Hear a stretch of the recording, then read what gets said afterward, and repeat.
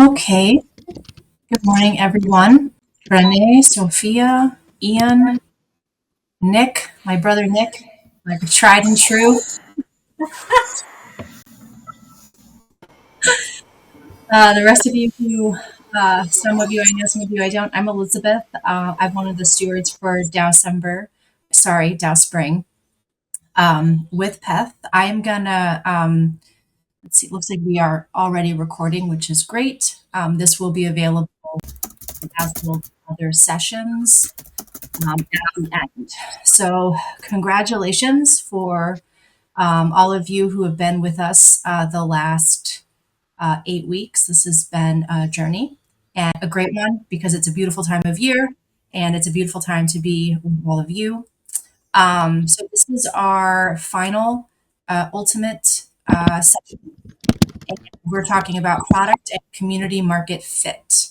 So, that's exciting because if you don't have product or community market fit, your product's not going to your company's not going to do very well, most likely. So really making sure you understand what you're offering and who you're offering it to, and making sure that there is synergy there. So um, why don't we do some short intros? Nuno, good to see you. Stella, good to see you. Oh, this is so exciting. So many awesome people. Um, Let me open the chat just so I don't make sure I'm not missing anything important. Awesome. Cool. So Beth was supposed to lead this meeting and I'm here as backup. So apologies for, always having technical difficulties, which we all have to adjust and survive. So who are the two speakers? I know Dr. Nick is doing a session in the second half. Who are the two speakers to lead the first half? Or I think either I of am one. Okay, thank you. Thanks. Cheers. It's me. Okay, so then why don't we do short introductions? Jess, why don't you start? Cool. Hello, everybody. It's early morning here for me, West Coast. Hope you're all doing wonderfully. 3 years ago, I had the pleasure of starting Seed Club, which is a consumer crypto network. We're early into things like social tokens and NFTs and DAOs, structured as a DAO ourselves, though I use that term very lightly and more carefully these days. And yeah, excited to be here with y'all. Thank you. And Daniela? Hello, it's midday for me. I live in Brazil. I'm a product manager at Blockful. We are building governance tools to enhance governance. Of course, we are also service providers for ANS and also ShutterDAO. I'm mostly a governance crazy and very interested in reputation, on-chain reputation. And basically, that's it. I'm currently building a reputation aggregator. And yeah, I think that's it. Also, a Chainlink community advocate and a Web3 professor and MBAs on, teaching is my passion. So I'm there teaching about Web3. Amen. Amen. Great to have both of you. Thank you so much for being here. Um, so, as I alluded to in the beginning, if you don't have product market fit, I don't know how your group or your product is going to survive.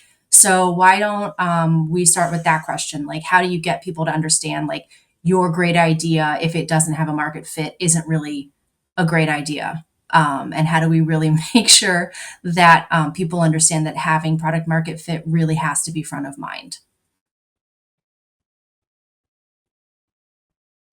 Either of you can. I'm not gonna. Yeah, I can start. Um, well, nice.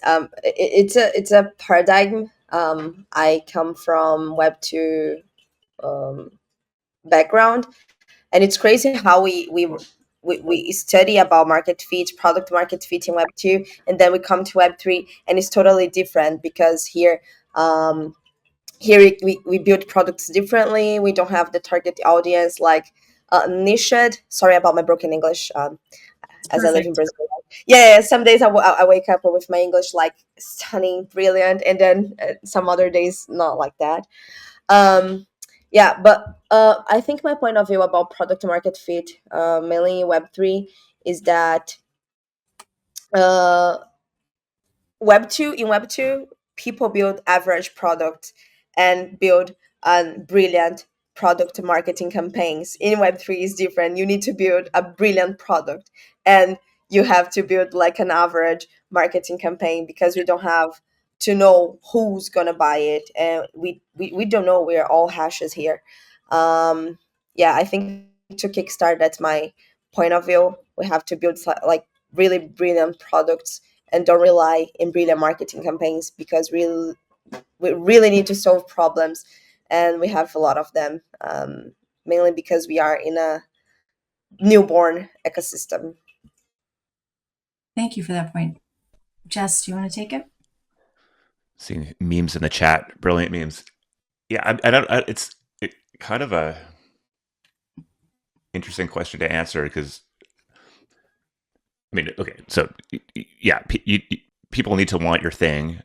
I think when we step into Web3, we kind of get into this world where, in many cases, you either have products that are solving a very specific thing, and sometimes in a very complicated way, or sometimes, like there's a lot of value in vibes, and I don't know what product market fit is for vibes, right? And one of our core sort of intrigues at C Club from day one was kind of looking at all the tokens that had launched, and everybody's sitting here saying this is incredible infrastructure and this is an infrastructure investment and you should invest in the infrastructure. And then there's like 7 people building on these things, and yet these tokens are worth a couple $1 billion. And so there's something else going on there rather than people building really great product. And I think a lot of that is in the social and cultural and belief sort of tools or attention that kind of emerges around these networks. So for me, DAOs are like a mechanism for formalizing this informal value that exists between groups of people. And theoretically, if the sum of our parts is worth more,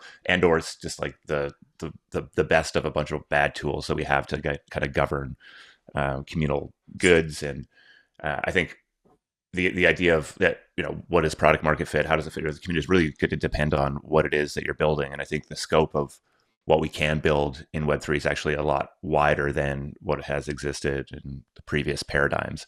And so, for us, we're continually looking to, I think, like the meta idea of product market fit, like that C Club's going to go find one thing that's going to work forever and we'll continue to double down and evolve it, is very much not the approach.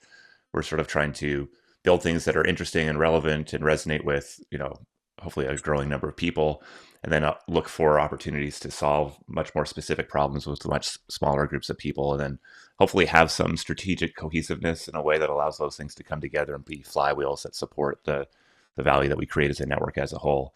But yeah, I think it's a very complicated thing, and one of the biggest issues I see in crypto that maybe doesn't exist in other paradigms is this mistaking speculative interest as product market fit, and then building your entire company around it, and then kind of fucking yourself because of that, which is not a failure mode that most people are used to, I think, with in Web2 building, etc.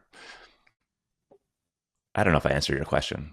No, but no. I rambled for a good 5 minutes. I think both of you brought up really interesting points, and I might push back on Danny saying that Web3, you have to build a brilliant product and you can get by with a mediocre market campaign, because I would say a lot of the products that do well in Web3 are ones that may or may not be brilliant, but have really spectacular marketing campaigns because of, like Jess said, vibes. So I might push back a little bit on that. I would agree that a lot of Web 2 products are mediocre. Absolutely. Most products are mediocre. It's really hard to build great products. It is hard to build a great product. Absolutely. And if you can get the marketing right, any product can take off.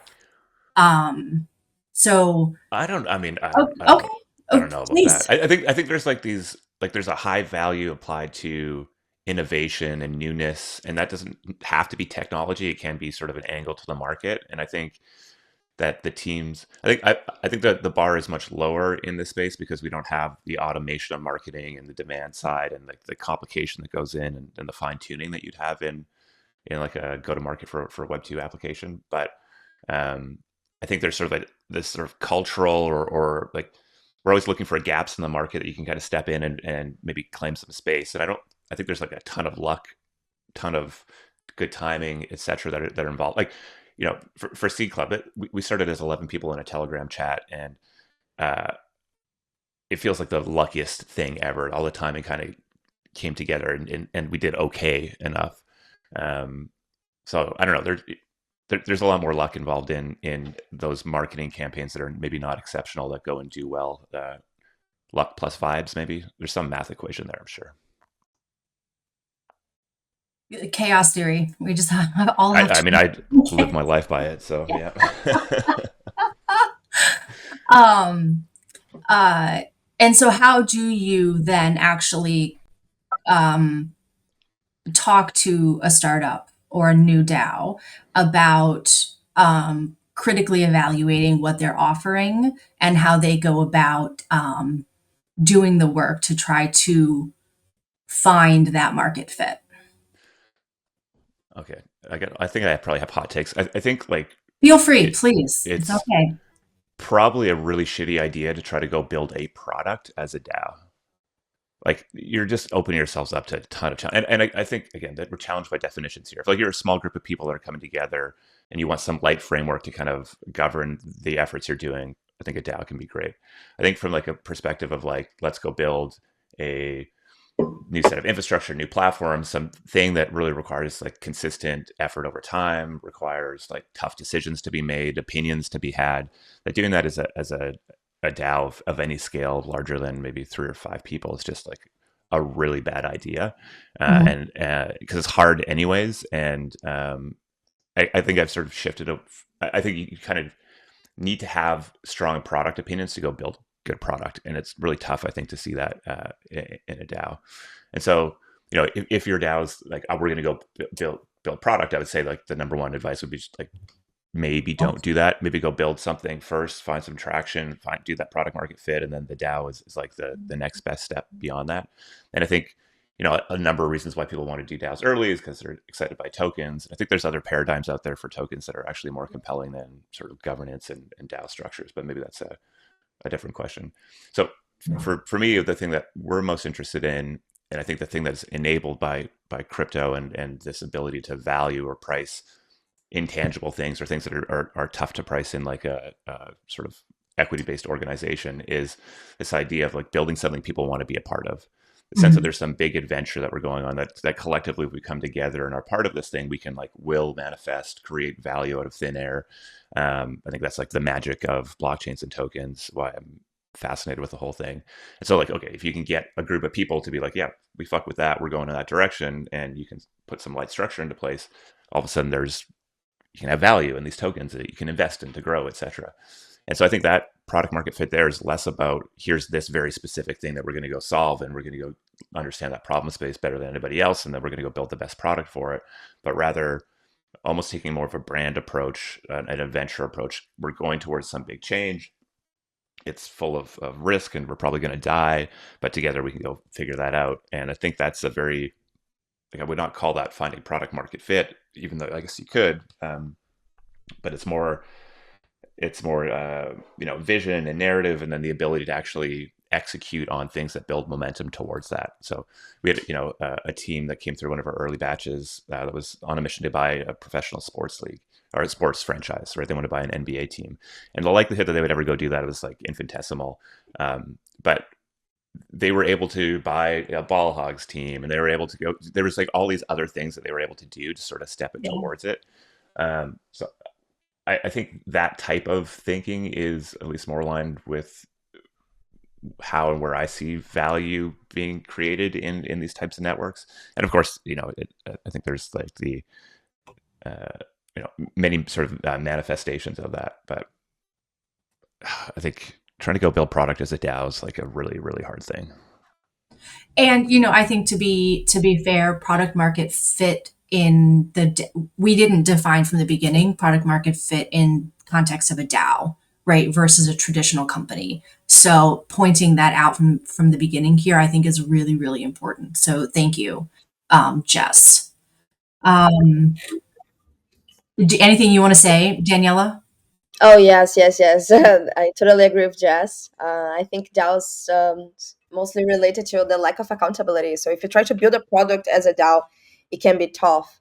I mean, I think the path is create a product market fit, a nice product, then the community will shows up, organically, and then the decentralization will show up as a need, like progressive decentralization. I think this is a term coined by 16Z a while ago. And yeah, I think the community can enhance something good, can find ways to sell it, can decide about the future of a sustainable product. We'll create in some way, treasure and community longevity. But community market fit first, you mean like community first, DAO first, and then a product. I think, yeah, they can potentially build a product, but the path through it can, can be tough and can lead to the end of the community. That I think that's my opinion So are overall. we differentiating here between DAOs who are the secondary function after a product is built and DAOs that are created solely on um, uh, like a group interest?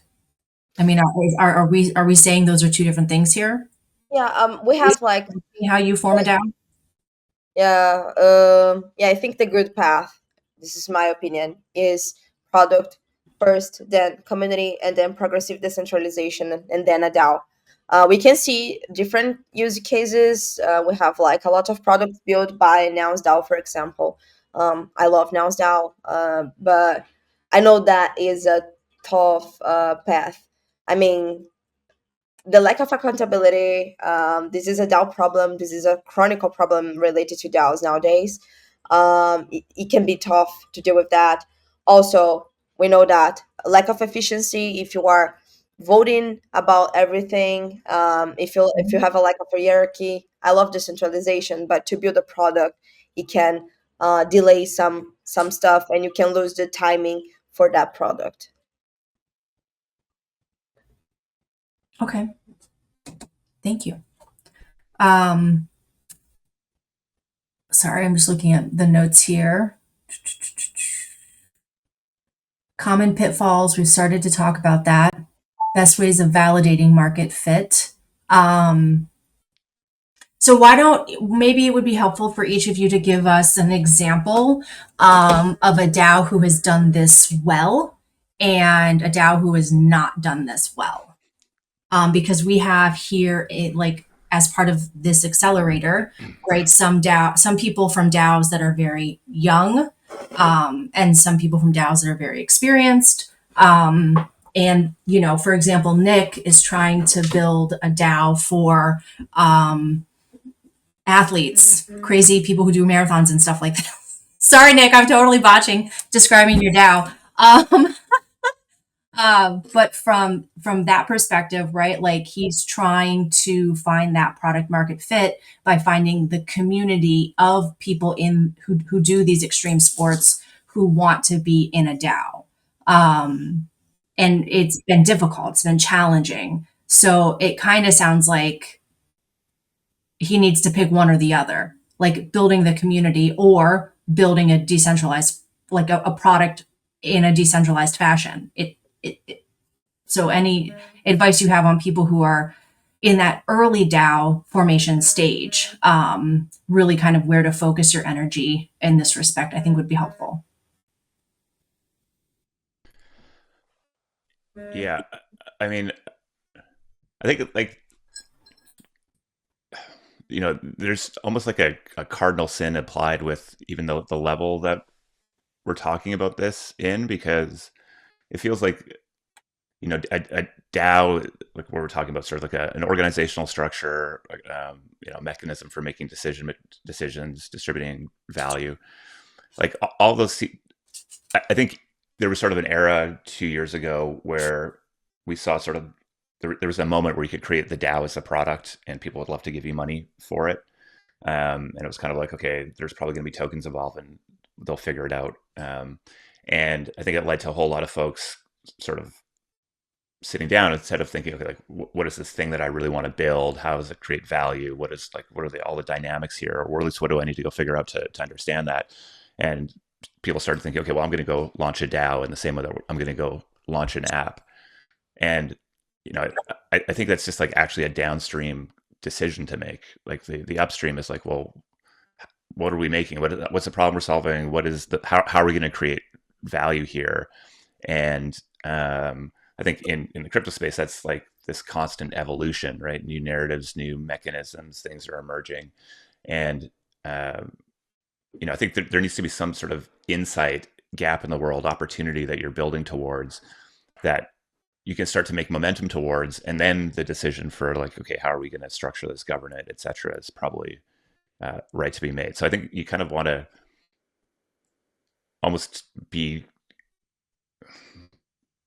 pulled into that decision. Like there's so much. One of the biggest, I guess, failure modes I see is that there's an inability for these types of organizations to evolve as the space changes drastically. Mhm. So like the ability to delay putting in structure that is very, very hard to move as long as Mhm. possible, I think is very smart. Mhm. And I think I'm a huge fan of the decentralized infrastructure that we have here in this space, and also I'm very pragmatic around how and when to sort of engage with decentralization. I guess I come from a point of view that like building something people want or want to be a part of should take precedence to like the ideological underpinnings of like how do we go do this in a decentralized way. And otherwise, I don't think we even get to that second point.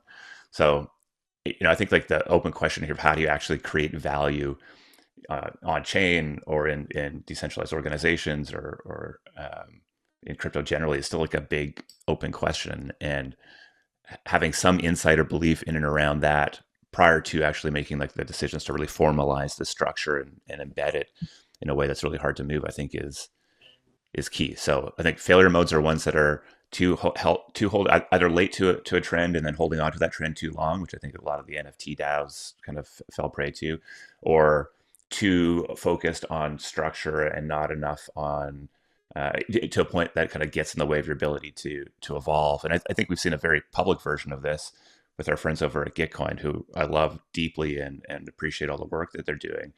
And also what we've seen was sort of like a market lead give way to a bunch of innovation that has happened in many other parts of the market around, public goods funding, et cetera.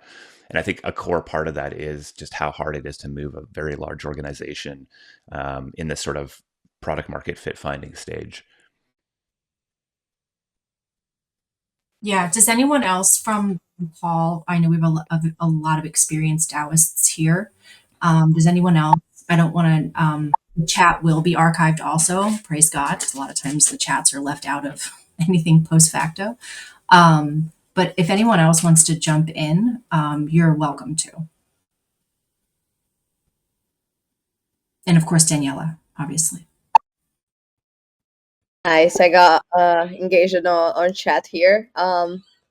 Someone mentioned about progressive decentralization. Yes, Jan.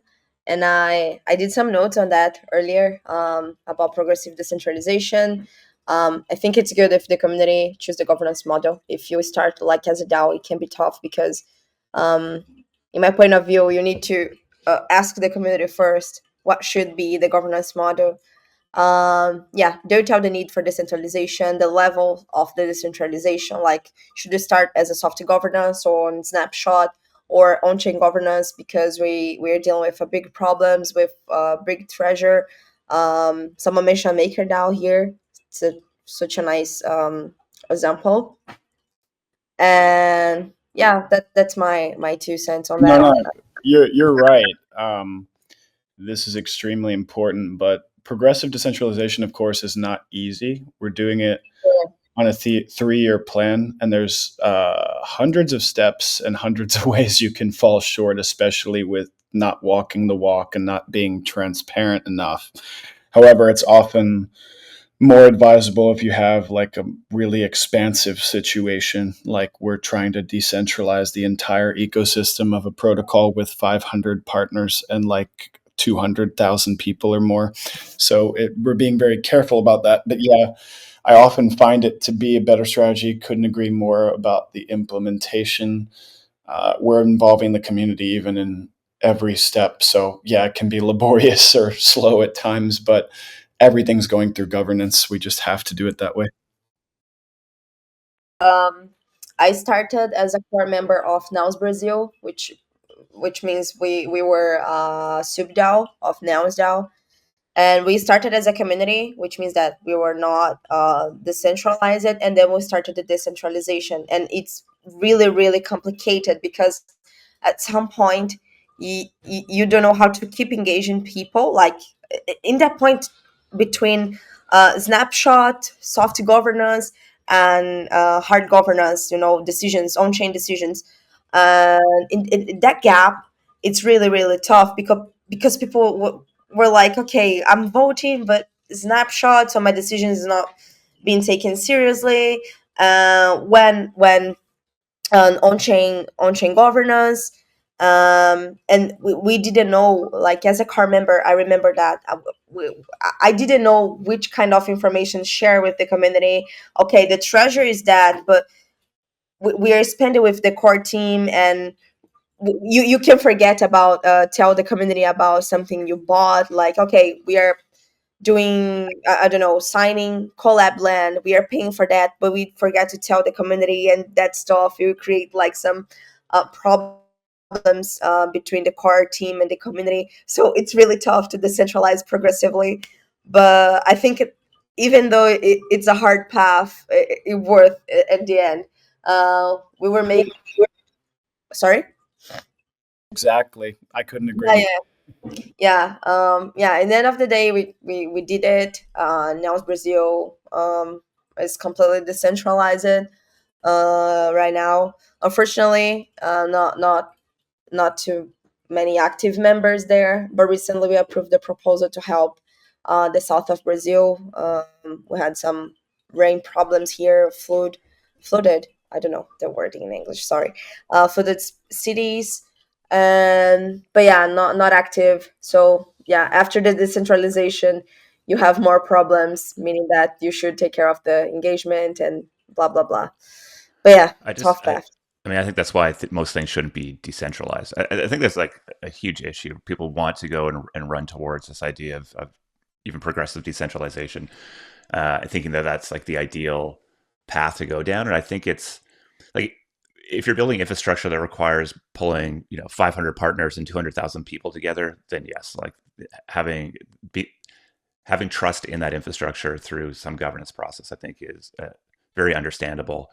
Though I think there's still a whole host of challenges with it that I think a lot of people are not fully aware of. But I think for like so many folks that I talk to that are interested in DAOs or building products in the space, if you're starting with like, unless you have a deep need to start with the idea of decentralization, whether that's core to your product, the strategy you're rolling out, etc. Like, I just think that's a real mistake to put that as a top priority. Like, your number one issue right now as a new founder of anything is that you're either irrelevant or you're dead. And if you're spending 40 hours a week herding cats for 25 people to go make a vote on whether we should give money to a grant holder or not, is just like insane. And I think there was a reason to go do that before. The market wanted it with the belief that was how things were going to be valuable. But if you like take a real sober look at what is interesting in crypto today, it's not governance tokens, right? I think there's a path to governance tokens being very valuable, especially as these networks start to generate revenue. But really, it's like the energy from that DAOs back 18 months, 2 years ago is really actually found in meme coins and in scene coins and in these tokens that are more representing a sense of ownership than a sense of responsibility in these networks, which ultimately I think is what people want. Like, you guys are all crazy. Most people don't want to do governance. Most people don't want to have the responsibility, show up to these spaces where you have all the responsibility, none of the control, and everybody's yelling at you. It's just like not fucking fun at all. And really what people want to go do is, buy a mother token, and you can sit there and go like, that's garbage and this is awful. But I think it's smarter to look at it and say there's some sort of emergent need. And if you want to talk about product market fit, meme coins have product market fit, and that there's probably a ton of for us to learn from that. And so, I think our big shift over the last 2 years has been away from this idea that governance tokens are the right mental model, which I think leads to the sense of ownership and responsibility and scarcity and being thoughtful about how control is distributed, et cetera, into one where tokens are really used to reward attention and belief. And I think DGen is an example of this. We launched the Enjoy token 2 months ago. It's an early example of this. And the sort of math there is like, how do we go and get these tokens into the hands of the most highly the largest self-referencing group of people that we can find, and social distribution like tipping, et cetera, is a really interesting tool here.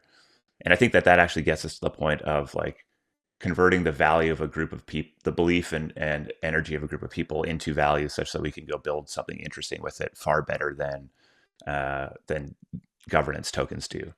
So I think we really need to be thoughtful about how we're thinking about what we're trying to go achieve, and that often thinking about the org structure, the governance model, et cetera, is a later thought. It's probably best done later than most people think right now. With a huge asterisk that if you're building infrastructure, you're building decentralized tools, obviously that's sort of a necessary evil, as I would say.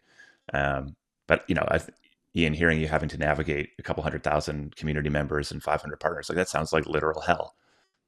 And yeah. But I'm very thankful for all the people on the governance council, some of whom are here in this room with us. Sound like a true DAO leader. And all of the ambassadors, for example, we doubled down with the ambassadors, more voter turnout and all kinds of things from them. And yeah, not easy, but we have to walk the walk, because literally our vision is for Push to be the interoperable communications layer for everyone. It's going well, but a huge part of that is the governance has to be fully decentralized. So like that's a great point, right? Like this is an essential part of our product. If we do not get this right, then therefore it's worth doing it. But I would question if that's the case for the vast majority of folks right now. And I think this is a really, really good point. My education DAO, which is one of the DAOs I participate in, is, ideally building a decentralized education like structure, right, for people to teach about Web3 in linguistically and culturally appropriate ways to their communities. And we're providing the infrastructure to facilitate that. It's not us doing the teaching, though we have subject matter experts if people want content produced, right? And so for us, like, there's no token. There's zero need for a token for any reason in our DAO. It's nothing we are going to talk about anytime soon. And so we talk a lot about like, well, what sort of DAO are we? Are we like what parts of our organization are decentralized, and how do those mechanisms function? And it sounds like that you're saying not every DAO, right? Like you have to be clear about why you're decentralizing, what you're decentralizing, and why you're decentralizing it, which is a difficult question, right? Depending on what kind of product or offering like your DAO is aiming for. And then it begs the question, like, is DAO the right term? But that's outside the scope of this conversation. Because DAO was really, obviously, like it was formed in a particular context, and that context has shifted. It has evolved, it has matured. And yet we're using this referential language that like may not describe how the organizations function or how the groups function. And there's a big difference between a DAO that's an arm of a company and a DAO that is an independent community, right? Like, I don't know, most of the big companies have a DAO that's like a community grants group, right? And that's what its job is, to like give out money for people to build on its protocol, which I would like, I don't know, I have a lot of feelings and opinions about that. And the other thing I kind of wanted to bring up about product market fit, or this idea of finding a community, right? And building value for that community through I guess an on-chain organization or a web native organization that has some on-chain capability. If you're participating in a DAO like this idea that should DAOs ever be a place where you should like try to go to get a job to pay your bills, or like is it a vibe community and a way of socializing? um, and it's a very blurry line and it's a very large spectrum. Some of us here, like we have other jobs and we participate in DAOs because we believe in decentralized communities. And some of us here like have turned our DAOs into full-time jobs. I personally like am interested in Web3 for a lot of decentralization mechanisms around sustainability to like protect local infrastructure, and to make it more sustainable, which is a very like hands-on, tangible aspect of Web3 applications. Obviously, the polar opposite of a meme coin. And so, like, we're starting to see some specialization in DAO communities for groups who want to participate in one kind of, group or another, right? It's not all DAOs are equal or all DAOs are the same. And so, how do you see, like, finding your tribe of other DAO like members or people or other DAOs as it's evolving over the next 5 years? Where do you see us going in this space? Because I think that also gives new DAOs who like are trying to figure out the scene, like where to go or like who to try to learn from or emulate or take lessons learned from. Oh, that's a nice question. I think I can kickstart here. I think the right product will and should or should attract the right community. Of course, we are going to have like some problems related to people only trying to get a percentage of the treasure. That's why I believe so much in the reputation narrative. Like you can trust in that on chain past on chain history of that member. Yeah, in order to fund him, to enhance the funding allocation, the resource allocation. I mean, nouns will mostly attract artists, creative people, and so on. Arbitrum DAO will attract the 5 people, gaming builders, and so forth. Uh, Uniswap, we were talking about like tokenomics here and governance tokens, and I'm not completely against plutocracy, but I can see the problems of plutocracy. But you work it in some way for Uniswap DAO. They attracted A16Z, even though they're not that decentralized because A16Z holds like 30% of the decisions. But it worked in some way, this kind of governance model. So I think that the governance model will attract the right community and the product will attract the right people, the right stakeholders. We will attract the right people, but we should be aware of those trying to focus only on the treasure. That's my point of view.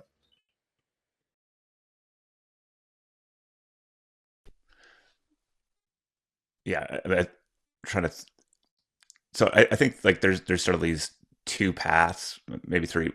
One is that the big DAOs get bigger, right? And so there's likely going to be more professional type of opportunities in those places from a governance perspective or as a team member, etc. So I think like, I still believe we're early in the exponential growth curve of this tech and the distribution. And so we should just assume these are going to get bigger and therefore there'll be more professional opportunities. But, I'm not sure those look a whole lot different than, a slightly different flavor of corporate job at a certain level. Like I think you just start to see the general professionalization of these organizations, which means some sort of, emergent or at least defined hierarchy, so you can actually get stuff done. And so, I think there's probably more flexibility, and we have a global distribution, et cetera. So opportunities should be more available.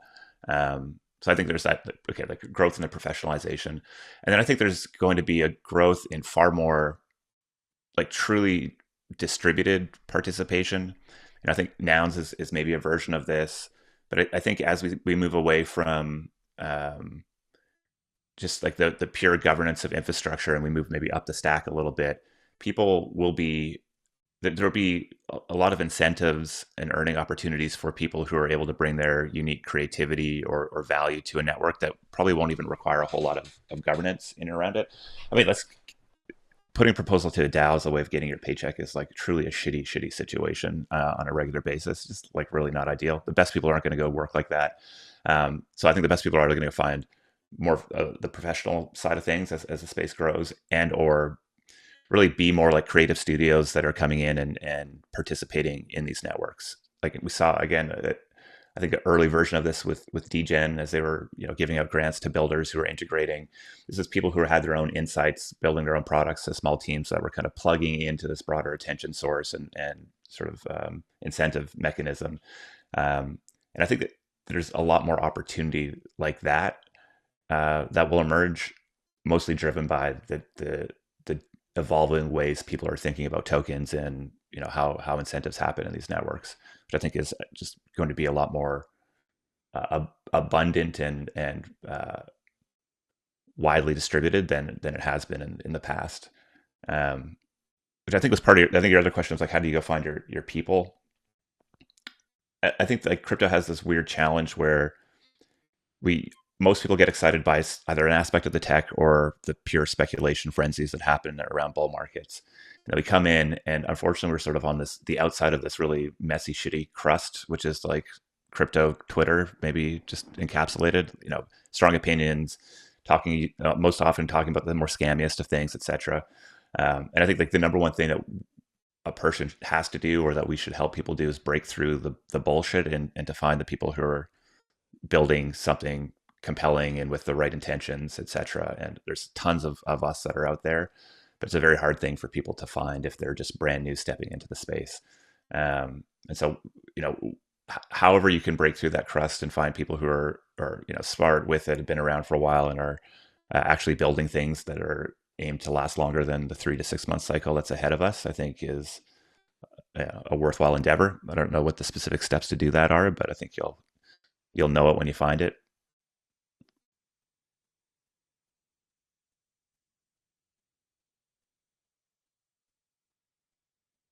Thank you. I'm sorry. I was also distracted by my son giving really hot takes about the Celtics Mavericks series.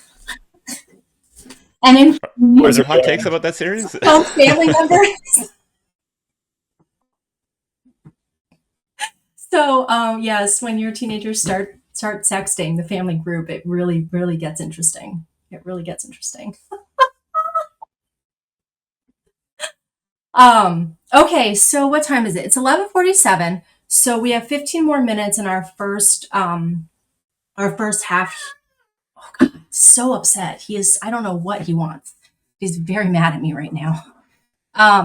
He has his motives. I love all the cats, even the angry ones. I have 4 here. We have 4. Yeah, I have 4 We now. also- It's crazy. Yeah. And a very lazy beagle who just sleeps all day. So now that you all know everything about me,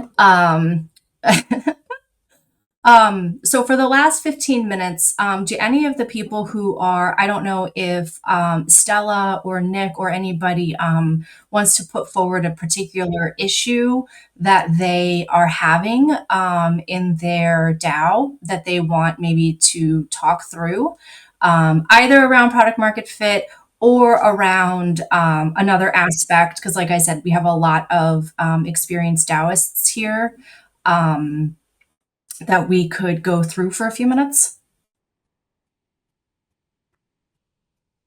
Stella, come on, I know you got something. I know you do. I can see it in your face. Who of us doesn't have something, right? This is what we deal with every day. No, not a specific problem, I think. It's more that there's always another problem being added on top of yet unresolved problems, I think. When it comes to market fit, since my community is largely consistent of designers, we have that very much design thinking approach since the first minute we started this. So that it really helps a lot, right? If you're not just assuming someone has a problem, but you're actually investing into doing the research and figuring out if these people really have that problem, or you from your privileged, high up somewhere, like, oh, they have an issue. And then, you talk to the people and they're like, wait, no, we don't have an issue. Like, what the hell are you talking about? So I think this is really helpful to put forward, right? And you have the same discussion often with builders. I don't want to diss builders right now, but programmers, I grew up with a dad like that. They often just want to build something because they know they can. It doesn't mean that they're fixing an issue, right? So having good relationships with the people who are building the product really matters. And then it comes down to culture, essentially, right? And I think I shared this before, a book that has helped me a lot because I moved 7 years ago to Peru. Peru and Germany have the most opposite cultures ever, right? So if I talk in German with a friend on a phone in the park, people are Yeah. So there's like culture in between this, right? So we're working in international teams with people from all over the world in DAOs. So we need to start understanding culture beyond our own culture. It's just a thing, right? But not everyone is ready to do that. Some people are just in it, like you guys said, they're in it for the tokens, for the money, right? Others for like, hey, I can build whatever I want. This is great. Let's do it. So getting everyone aligned is, I guess, the second most important thing that also, I had to come to realize. And yeah, all of this is not easy.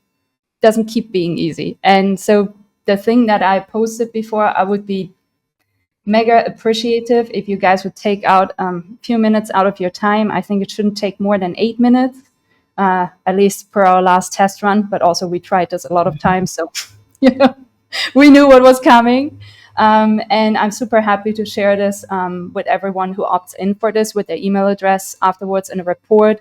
We're largely looking at the social side, cultural side, you might say, but we call it social side to not make it about culture yet again, on how people work together. So yeah, would really appreciate your insights. But I don't have really questions about market fit because that's the one thing we got. Yeah, that's fair. I think for me, as someone who is coming from the non-tech space at all, who's coming from social services and political science, like really very, very different world.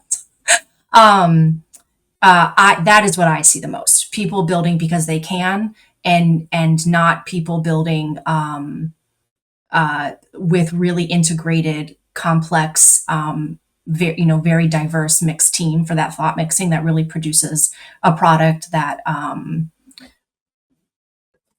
sort of, I don't want to say like does have the best product market fit, because like you said, like part of Web3 is it's still developing its market, right? Like still most people don't use Web3 tools, don't have wallets, don't have any kind of cryptocurrency, just see it as the casino stuff, or are mobile first, and so many things like aren't mobile first still of builders that I know who build. So there's still a lot of misalignment sort of generally. And these are very niche communities like anyway, and then they're super, super sub niche.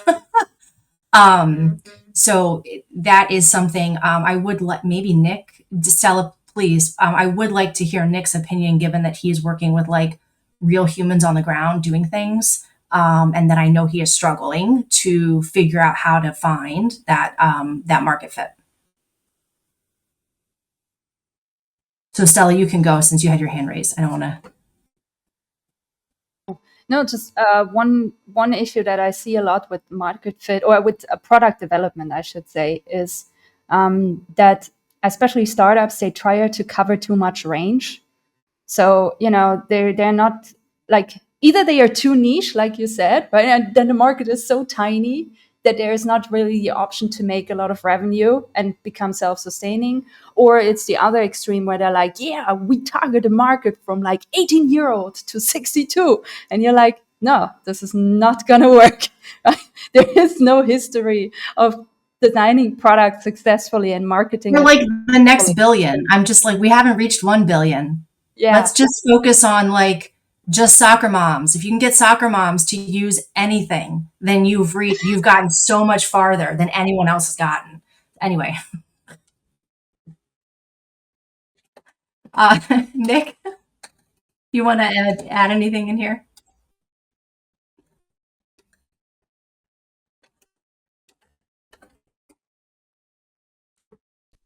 Maybe not. Maybe Nick stepped away. That's possible. I mean, I'll jump in. Okay. I think like the one thing that I want more than anything for I think anybody that's early stage building is for people just to take more direct responsibility and worry less about what other people think. I think it's actually like a really in many cases a very negative dynamic for somebody who has a vision and an intention and is bringing their heartbeats to something to defer or devalue their strong opinions in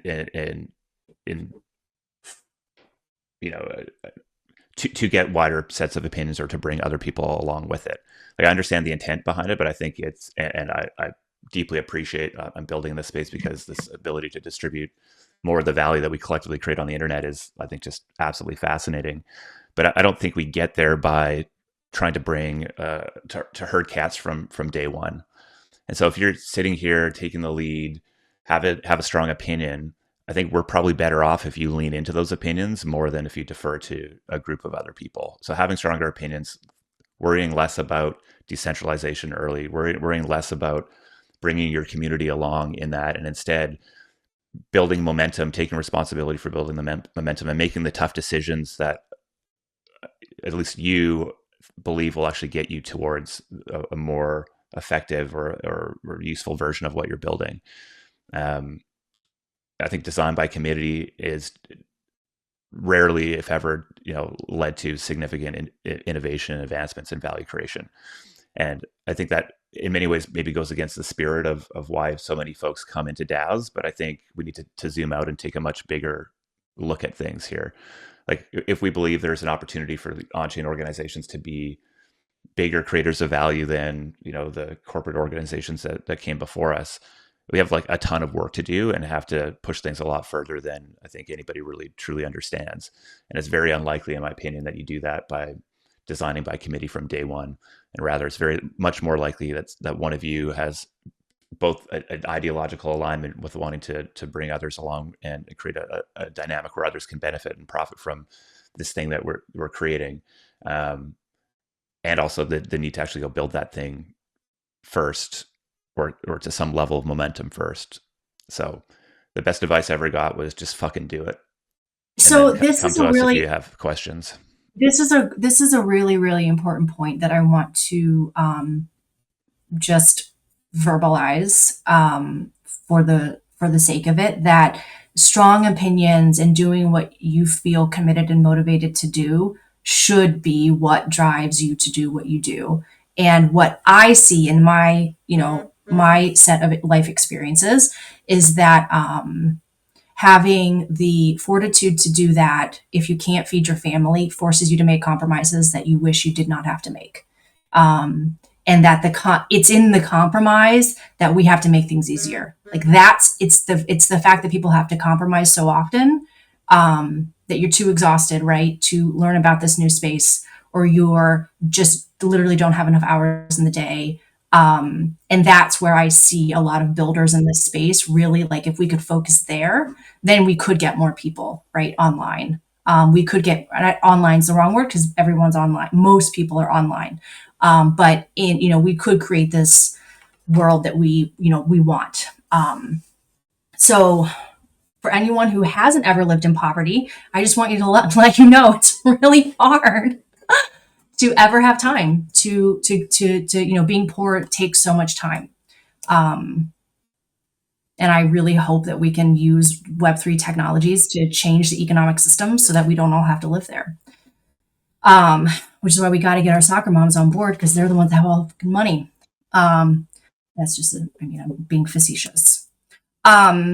So I thought this was really, really helpful. Maybe we'll change for the next accelerator the wording around product market fit, because I thought the points that Jess and Daniela brought up from the beginning, and the point of building what you are compelled to build.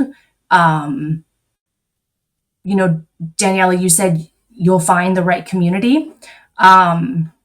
maybe that's something we can explore further. How we actually find the right community and how we support builders who want to build, right? It's very difficult to build if you don't even know how to get started, or if you have a little bit, but you don't, so groups like this that want to incubate and support, maybe that's something we could explore further in DAO groupings ahead. I will shill quickly DAO Summer, which you can find links to about in the Telegram channel. Kath, if you can put any of the Telegram, if you can put like links in the chat, I would appreciate that because I can't talk and I can't do two things at once. But we have the Telegram channel. We have DAO Summer coming up. If you do want to continue building your DAO through this accelerator, we have until I believe September to finish all of the 8-week challenges, in which case, hi, Yonk's daughter, good to see you, or Yonk's son, Yonk's child, we love you. Just going to say goodbye. I have to hop. Appreciate you all. Wish you Thank you, great guys. success. Appreciate you. Yes, I have another meeting right now. Thank you, Daniela. So much. Let's discuss about community. And yeah, it was a pleasure to be here. Thank you for the invitation. It was awesome. And yeah, stay tuned. We're going to do an event here in Brazil in February, and all of you are more than invited. Amen. It'll be a pleasure to have you all here. Yeah. Bye. Thank you. Thank you.